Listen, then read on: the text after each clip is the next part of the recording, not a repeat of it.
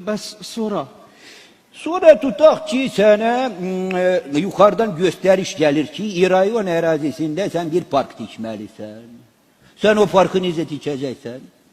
Parkı tikmək üçün savadlı, bacarıqlı mütəxəssis dəvət edəcəm ki, yüksək keyfiyyətli inşaat materiallarının park salsınlar. Tərtəmiz uşaqdır. Əvvəllər mən də belə edirəm. Nичего. Malades, malades. Bacarıqlı mütəxəssis, keyfiyyətli mallar. Evdəkilər də acından ölür. Oğlum da xaricdə oxumur. Yadında saxla. Bacarıqlı mütəxəssisi qohumlardan birini təyin eləyirsən.